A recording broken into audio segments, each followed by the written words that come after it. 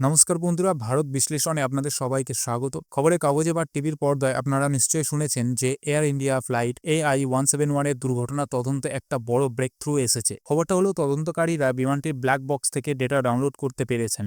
এখন খবরটা এক লাইনে হলেও এর পেছনে তাৎপর্য এবং এর গুরুত্বটা কিন্তু অনেক গভীর। কেন এই একটা ঘটনাকে এতটা গুরুত্ব দেওয়া হচ্ছে? ব্ল্যাক বক্সের ভেতরে এমন কি থাকে যা একটা গোটা বিমান দুর্ঘটনার রহস্য ভেদ করে দিতে পারে? আর এই ডেটা হাতে আসার পর তদন্তকারী সংস্থাগুলি ঠিক কী কাজ করবেন?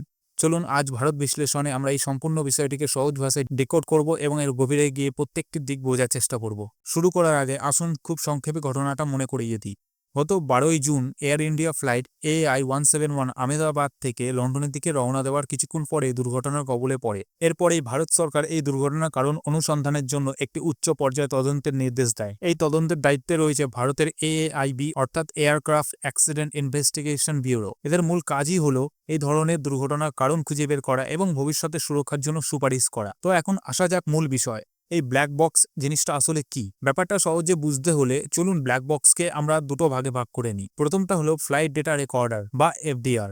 ভাবুন, এটা হলো বিমানের নিজস্ব ডায়েরি, যেখানে সে তার শরীরের এবং স্বাস্থ্যের সমস্ত কথা প্রতি মুহূর্তে লিখে রাখে। যেমন বিমানটি কত স্পিডে চলছিল, কতটা উঁচুতে উঠছিল, তার ইঞ্জিনগুলো ঠিকমতো কাজ করছিল কিনা, তার ডানা বা কন্ট্রোল সিস্টেম কি অবস্থায় ছিল, এরকম অসংখ্য টেকনিক্যাল তথ্য এতে রেকর্ড হতে থাকে। আর দ্বিতীয়টা হলো ককপিট ভয়েস রেকর্ডার বা CVR। এটাকে বলতে পারেন ককপিটের কান।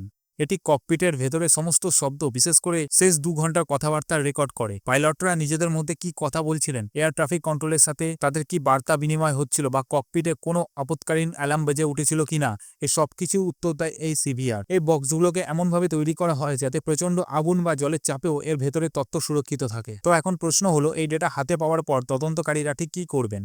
এখানেই আসল কাজটা শুরু হয়। 1 নম্বর, তারা FDR এবং CVR এর ডেটাকে একসাথে মেলাবেন। অর্থাৎ যে মুহূর্তে বিমানে একটি যান্ত্রিক গোলযোগ দেখা দিয়েছিল, যা FDR থেকে জানা যাবে, ঠিক সেই মুহূর্তে পাইলটরা কি বলছিলেন বা কি সিদ্ধান্ত নিচ্ছিলেন তা CVR থেকে জানা যাবে। এই দুটি মিলে গেলেই ঘটনার একটা পরিষ্কার ছবি তৈরি হয়। 2 নম্বর, এই ডেটার উপর ভিত্তি করে একটি কম্পিউটারের সিমুলেশনে তৈরি করা হবে। এর মাধ্যমে তদন্তকারীরা আক্ষরিক অর্থেই তাদের চোখের সামনে দেখতে পাবেন বিমানটি কিভাবে দুর্ঘটনার শিকার হয়েছিল। 3 নম্বর, তদন্তকারী এখন গোয়েন্দার মতো কয়েকটা সম্ভাব্য থিওরিকে মিলিয়ে দেখবেন। যেমন থিওরি নাম্বার 1, টেকনিক্যাল ফল্ট, বিমানের কোনো যন্ত্রাংশ কি খারাপ হয়ে গেছিল তখন। থিওরি নাম্বার 2, হিউম্যান ফ্যাক্টর, সিদ্ধান্ত নিতে কি পাইলটের কোনো ভুল হয়েছিল। থিওরি নাম্বার 3, এক্সটার্নাল ফ্যাক্টর, আবহাওয়া বা অন্য কোনো বাইরের কারণ কি দুর্ঘটনার জন্য দায়ী। এই তদন্তের ফলাফল ভারতের জন্য অত্যন্ত গুরুত্বপূর্ণ। প্রথমত, এটি দেশের লক্ষ লক্ষ বিমান যাত্রীর সুরক্ষার প্রশ্ন। এই তদন্তের রিপোর্টের ওপর ভিত্তি করে ভারতের বিমান নিয়ামক সংস্থা DGCA ঠিক করবে যে নির্দিষ্ট কোনো মডেলের বিমানের ডিজাইনে বদল আনা দরকার কিনা, বা পাইলটদের প্রশিক্ষণে কোনো নতুন মডিউল যোগ করার প্রয়োজন আছে কিনা। দ্বিতীয়ত, এটি আন্তর্জাতিক স্তরে ভারতের এভিয়েশন ইন্ডাস্ট্রি বিশ্বাসযোগ্যতার প্রশ্ন। একটি স্বচ্ছ এবং নিরপেক্ষ তদন্ত প্রমাণ করে যে ভারতে তার বিমান সুরক্ষার মান নিয়ে কোনো রকম আপোষ করতে রাজি নয়। সুতরাং এয়ার ইন্ডিয়া ফ্লাইট AI-171 এর ব্ল্যাক বক্সের ডেটা উদ্ধার নিছকই একটি খবর নয়, এটি হলো সত্য অনুসন্ধানের পথে একটি বড় পদক্ষেপ। এই ডেটার সঠিক বিশ্লেষণই আমাদের বলে দেবে দুর্ঘটনার আসল কারণ এবং সাহায্য করবে ভবিষ্যতে এমন দুর্ঘটনা এড়াতে। এই চূড়ান্ত রিপোর্টের দিকে আমরা সবাই নজর রাখবো।